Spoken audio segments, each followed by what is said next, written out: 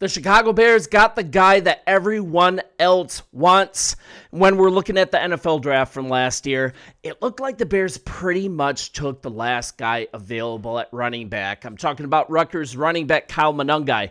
When the Bears picked him, a lot of us, including myself, were like, really? That's who we're going to pick with all the talent available. That's who we picked. But now we're looking at hitting on a draft pick that pays huge dividends. That's what other teams want. That's what everyone wants. And that's what the Chicago Bears have. And the unique thing about this story that I'm going to talk about, we're hearing that this pick was all about Eric Bieniemy, how he showed GM Ryan Poles and company that Kyle was the perfect match for this team. He absolutely pounded the table for him during this draft. And then he showed them that they hadn't missed out. The perfect solution was right there, flying under the radar. Bieniemy's eye for talent. That's what convinced them. We're just rewarded with a 176-yard outing in his first start. And he did this by comparing him to a running back that had a great career, a player that was originally scouted by Eric Bieniemy as well. I'm talking about Kareem Hunt. So part of this comparison is actually a little more personal. We also forget that Eric Bieniemy, he was a pretty good running back himself, and he started coaching running backs after he was one himself. In case you've forgotten, he played running back at the University of Colorado. He was drafted by the San Diego Chargers with the number 38 overall pick in the second round. We're looking at him being 5'7", about 205 pounds as far as his playing weight. I don't think that's what he weighs now, but Bieniemy is nearly the exact same size as Kyle Monangai. Kyle Monangai is 5'8" and 207 pounds. And then Eric Bieniemy was asked if he sees similarities in styles between himself and Monangai. Bieniemy did have some things to say here, so let's go to what he had to say. When I first had an opportunity to watch Kyle, he reminded me of someone, not myself. He reminded me of Kareem Hunt. And watching him and studying him on tape, going back to my days of reviewing tape on Kareem, those two are very, very similar.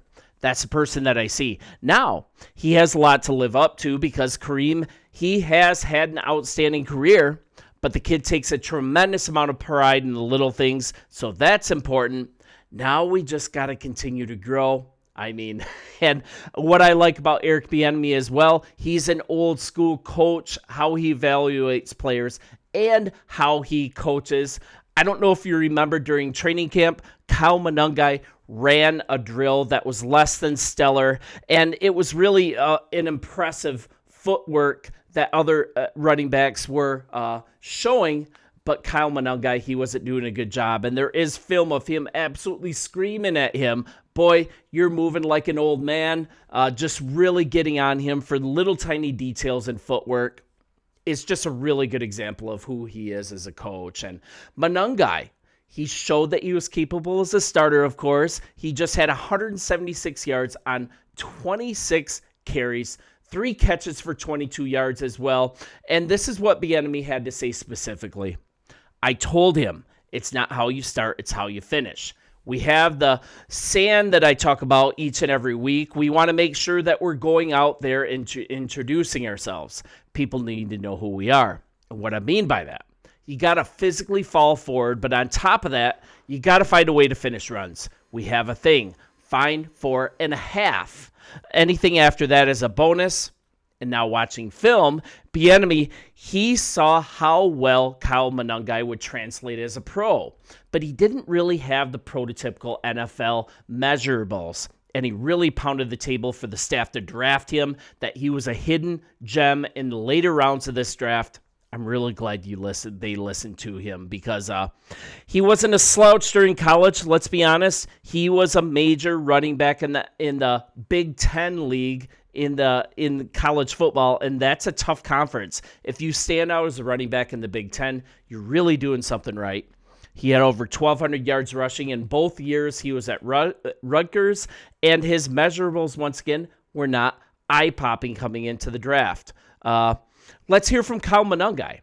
He had a few things to say about his relationship with running backs coach Eric Bieniemy, and a big surprise, it's going to be positive. So it sounds like a really nice pairing. Let's hear from Kyle.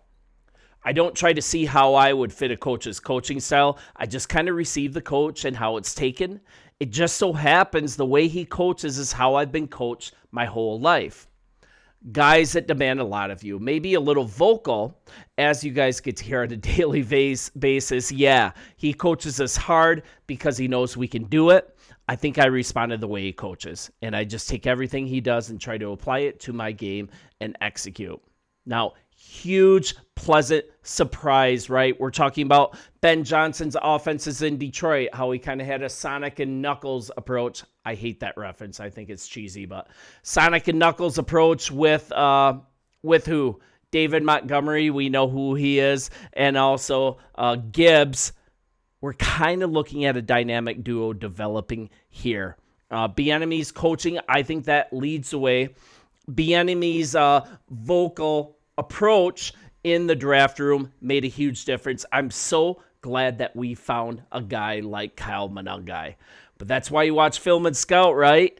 Yet there's one more reason that the coaches that we brought in have been huge blessings, right? Yet another reason. We've got Bieniemy seeing who Monangai was during the draft, and then we've got secondary coach Al Harris putting Tyreek Stevenson immediately on notice, sending him to that boot camp that other NFL players went to as well. It wasn't like a punishment camp. But you see the priority that Al Harris put on immediately serving one particular player. And now you've got Tyreek Stevenson, when he's healthy this year, playing at a Pro Bowl level. And just things are starting to come together, right? So why did Bieniemy reference Kareem Hunt? I think it's obvious, right? Kareem Hunt was drafted in Kansas City while Eric Bieniemy was a big part of the coaching staff. And during his time at Kansas City was when Bieniemy was a big time part of drafting him. And at the time he started with the Chiefs, his personal legal problems, that's what got in the way of what was looking to be one of the top NFL running backs in the whole league at the time. His rookie season, he absolutely busted out, absolutely went off. 1,327 yards, 8 touchdowns his rookie season, a Pro Bowl to boot. And just a really good comparison. Eric Bieniemy knows what he's talking about because he has a first-rate witness to what Kareem Hunt was coming into the draft. Man, I'm trying to get through this. I can't talk today, so sorry, you guys. With that, let's kind of look at the practice report. We've got a roster update. Amen is back at linebacker. He's back from injured reserve. He's in his second season with the Bears, and he's really primarily played a role on special teams. And it's really good. After all these special teams breakdowns that we saw in this last game against the Bengals, and it's not the first game that we've seen some issues on special teams, Hightower, he had something to say about the veteran, and he shared what he adds on special teams. And this is a really underrated positive, getting Amen back. If he's available, what it brings to us is a leader, a veteran presence, the number one productive special teams player we had in our room last year. We missed him dearly, okay, but it's next man up, but we missed him. So if we do get him, that will be absolutely phenomenal. And that's going to go a long way, I believe, toward correcting some of these special teams issues that we had against the Bengals. I mean, starting with that 98-yard kick return touchdown by the Bengals, Santos having that field goal block. I think his trajectory is still way too low. I'm all about bringing on Jake Moody as our kicker. I'm not in charge. We also had a holding penalty. We had an illegal formation on a kick return. It's just really good to have Amen back to bolster that secondary, bring the leadership that we need with that unit, and coupled with Kyle Monangai, Colston Loveland, we have got an official youth movement happening on this team. Couldn't love it more. Can't wait till the game tomorrow. Bear down. You guys, I'll be back tomorrow to talk Chicago Bears, and I'll see you then.